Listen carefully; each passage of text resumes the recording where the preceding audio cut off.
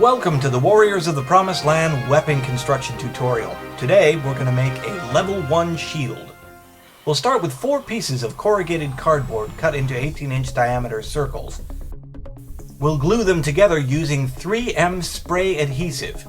Shake the can well and then spray liberally over each surface to be adhered. Now I'm not actually spraying in the studio so I don't make a mess. Wait 4 or 5 minutes until the spray is good and tacky, and then very carefully lay the surfaces together. I say carefully because once you lay them together, you likely will not be able to get them apart. This is how it should look when it's done.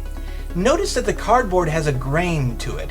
When laying your pieces together, do it so that the grains go across each other. This cross-grain effect can really help strengthen your shield. Now, if you've lost track of the middle of your circle, use a tape measure, and in this case, it would be 9 inches. Measure the middle and then lay your arm in place to find where you need to make the marks for your strapping. In this case, you can see we've made the marks where the hand strap should be, and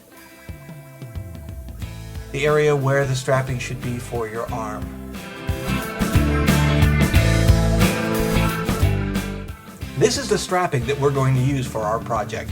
It's called gutter strapping, and you can find it in hardware or department stores. It's meant to be used to strap things to the top of your car.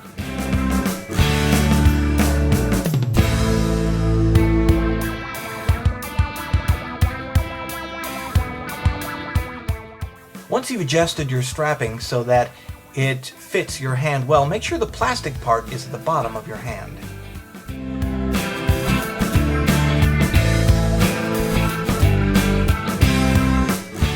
With the straps adjusted and in place, let's talk for a moment about closed cell foam. This is a camp pad like you could get at Walmart. It's blue, half an inch thick, waterproof, and very durable. This closed cell foam is what we're going to use for the cover of our shield. This is also closed cell foam from a different brand of camp pad. It's 3/8 inch thick. I purchased it from a sporting goods store, and that's what we'll use for our project today. Cut an 18-inch diameter circle and cover it liberally with spray adhesive, both the cardboard and the foam. Give it 4 or 5 minutes, wait till it's really tacky, and carefully lay it on.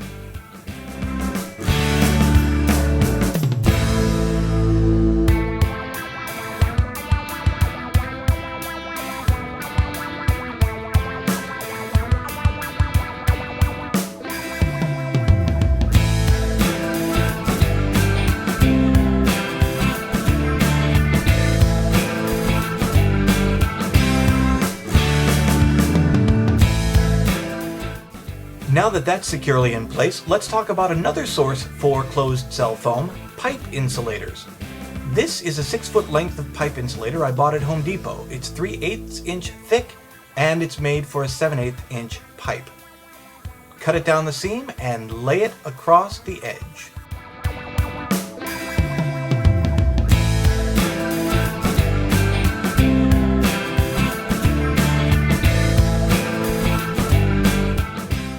Make sure it fits snug and cut away the excess, and then use a piece of duct tape laid lengthwise over the seam to secure it in place.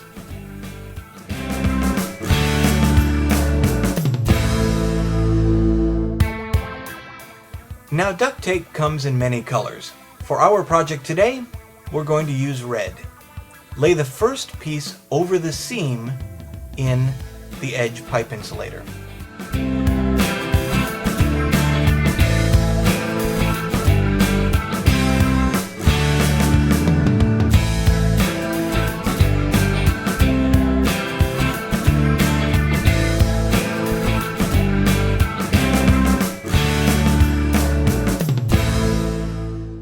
Now our shield is ready for the next layer.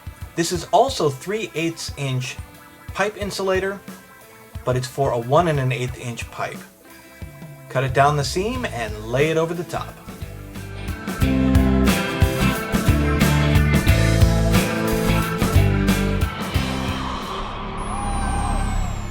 After covering the whole thing with duct tape, it's time to do any finishing touches you like. You can paint on it with acrylic paints or decorate it with tape. In this case, you can see the backside is still messy, but who cares?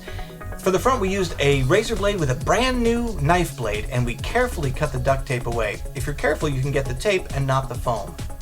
Well, our shield is ready for action. Strap it on, grab your sword, and have fun!